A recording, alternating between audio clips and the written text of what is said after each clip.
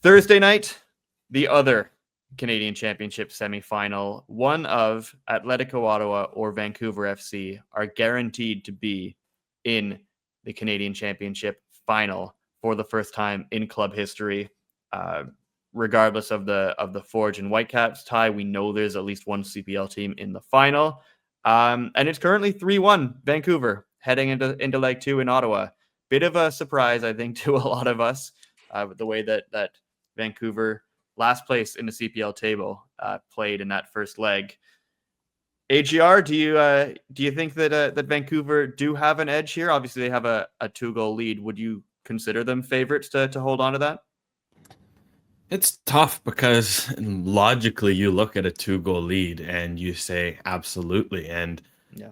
that's what I should be saying. But the reality is Vancouver hasn't given enough evidence to suggest that a 2-goal lead is secure. And I just say that because this is a team that has dropped a league high 22 points from winning positions in the CPL this year, and they've kept one clean sheet across all competitions. That's what, 25 games now they've kept one clean sheet.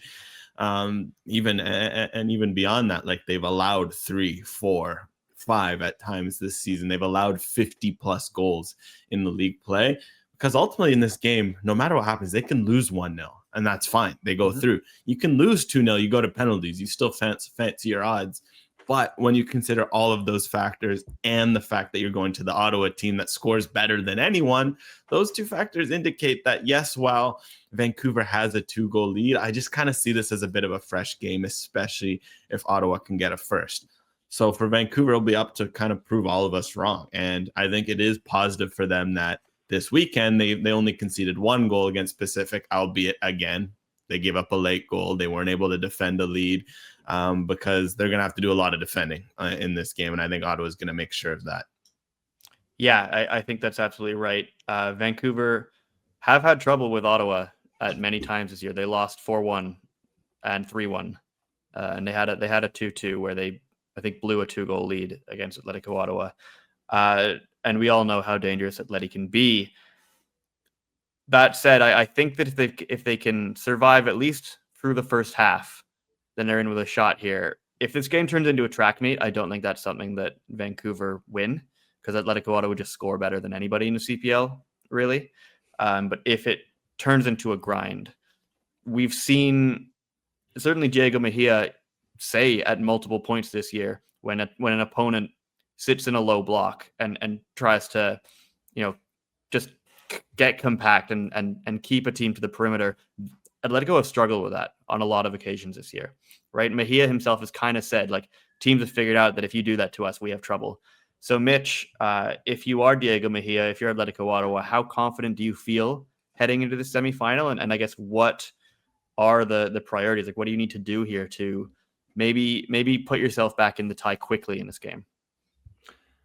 Well, I think, honestly, for me, I know they have to score 2 goals, but one of the biggest things is they have to make sure that they don't get hurt further. Like, Yeah. I just watched them play yesterday at York Lions Stadium, and they looked as vulnerable defensively as I've seen them all year. And I know York probably has better attackers. Well, certainly has better attackers than Vancouver does, but Vancouver still has weapons. Hugo Mbong can score.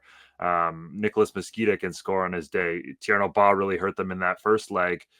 And they've scored in all but one game under Martin Nash. Like, they have goals in them. And if this Atletico Ottawa team, who held 66% of the ball against York, by the way, and still allowed 15 shots, which is pretty crazy, all things considered. Like, if this Ottawa team can be hurt by Vancouver early on, and Vancouver get a goal, then all of a sudden that becomes that much more difficult. And they do look vulnerable. Obviously, the health along that back line's been a big concern recently. They haven't had that consistent back three that they had to start the season, and that was a big thing. We expect Kozlovsky will be back from international duty for this game. Abatne came on the pitch maybe a little too early against York this weekend. That wasn't really the plan, but Brett Levis is now down to injury, and we don't know what that will look like. So I think really they have to make sure that you get to halftime without allowing a goal at minimum, and then if you can score one or two yourself, obviously that's perfect and you're in great shape. But I think this match for me will come down in many ways to what Atletico Ottawa can do defensively, as much as obviously what they can do offensively, and obviously needing to overcome that 2-goal deficit. Yeah, absolutely.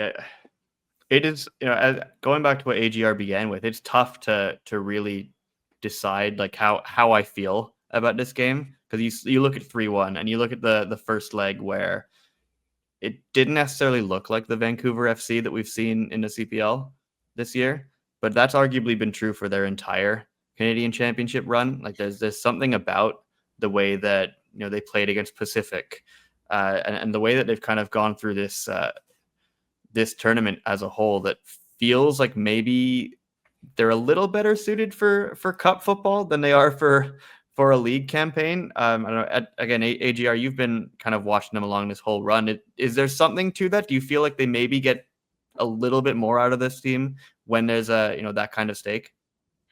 Yeah, I think psychologically it helps that they literally have nothing to lose. And I think I do wonder if there's a bit of, like, it's hard to say because they are where they are on the table, but there is pressure on them because when you sit last in a table, there's this expectation of you gotta win.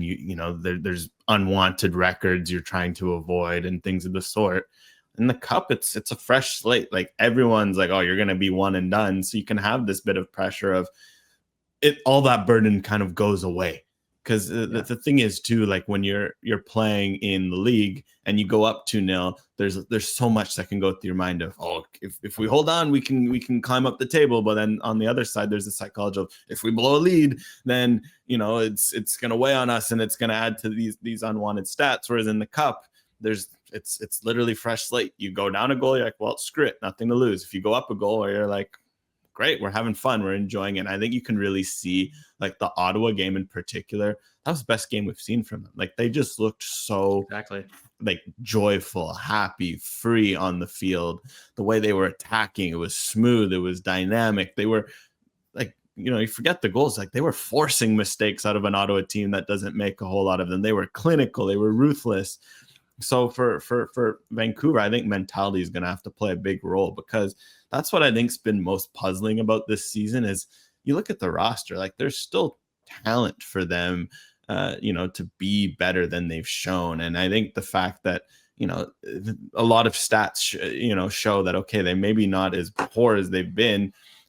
There is reasons, I think, for the cup they can get up for this game, and perhaps for Martin Nash, that's going to be an advantage. That maybe if he can get the right tactical plans maybe some of his players have struggled to follow in league games, he knows they're going to buy in. They know how big this is, and they seem to have a bit of that freedom when they play.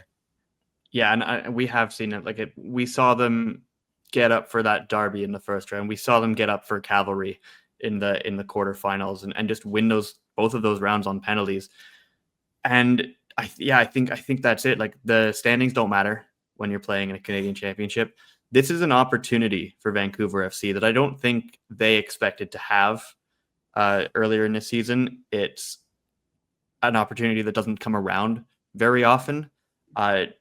Genuinely, there's a path for Vancouver FC here to get to the CONCACAF Champions Cup, and that can change a lot in the future of a club, right? In terms of recruitment and in terms of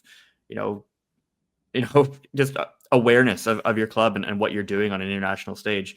This is a huge game for Vancouver FC. I think probably by far the biggest in their club's history. And that is going to be the test of whether they can do it again. And I guess kind of defy the odds in a sense again in this run. Sometimes you just have a magical run through the cup, even if things aren't going your way in the league. So that one's going to be a lot of fun. Atlético Ottawa hosting Vancouver FC. TD Place on Thursday, September 18th, 7 o'clock Eastern time kickoff, 4 o'clock in Pacific. If you're a Vancouver FC fan, you might want to bunk off work a little bit early for that one, because it's not going to be one you want to miss.